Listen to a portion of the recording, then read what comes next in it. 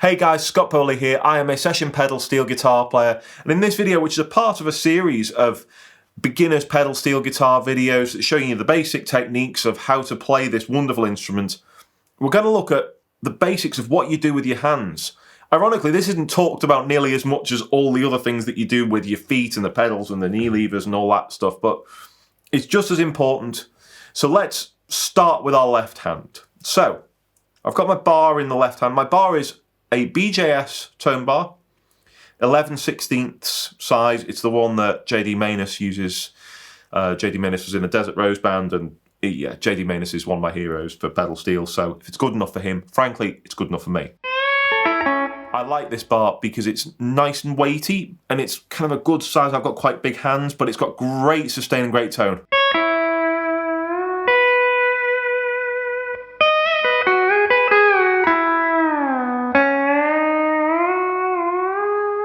So you see that sustain across the fretboard is so important when you play pedal steel. Couple of techniques with the bar. How you hold it, first of all, is a big deal.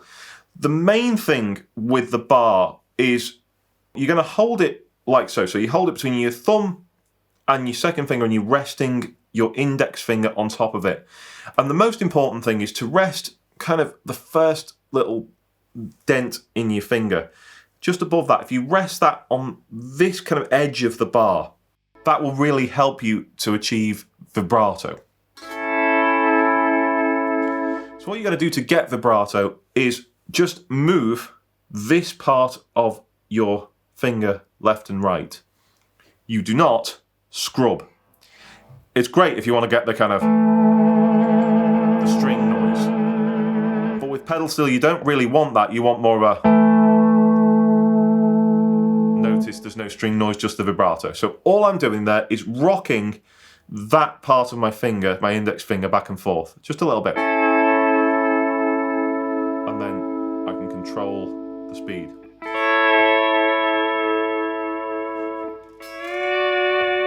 And go faster. I'd advise you probably don't go that fast. I mean, no one wants to hear. No one wants to hear that.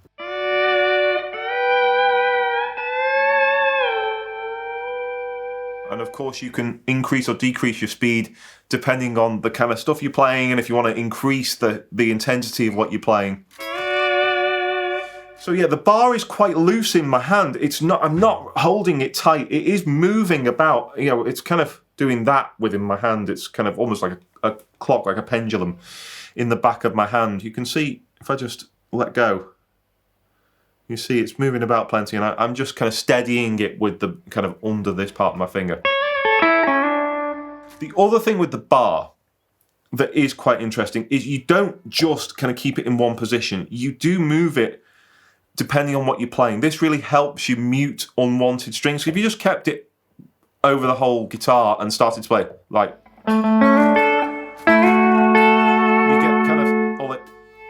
little random noises, and you get lots of sympathetic strings. Whereas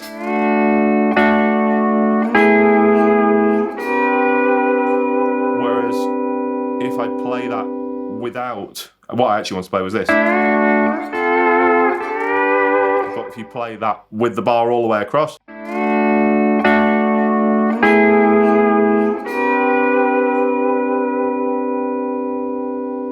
so what you want to do is, if you're only playing the bottom three strings, then your bar should just be over maybe 4 strings or so. And then move your bar up depending on if you're going to access more strings.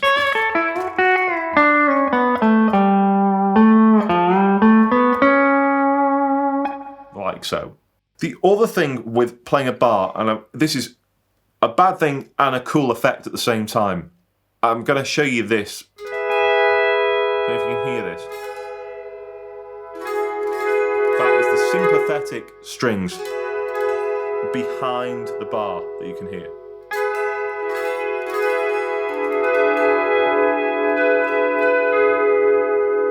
So what we're going to do, the most of the time, you don't want tons of this, as you play. You don't want all that rattling about. So You put your hand down on the strings to mute them. Gives you a much cleaner sound. However, if you want to do a really cool effect, we'll thank Sonny Landreth, the brilliant slide guitar player, for this. If you do release and get it in tune, you can do the machine gun effect.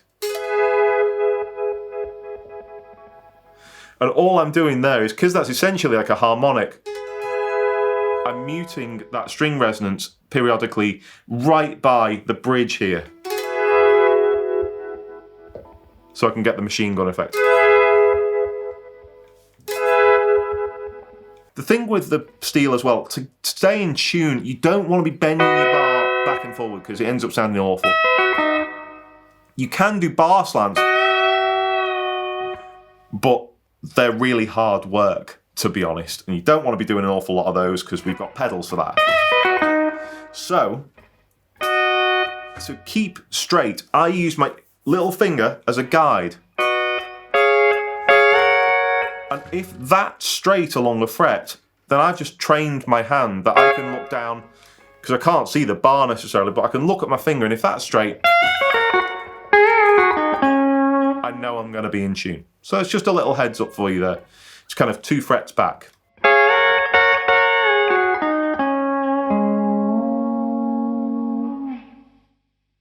You can also do a cool little effect with your left hand, which is bouncing the bar.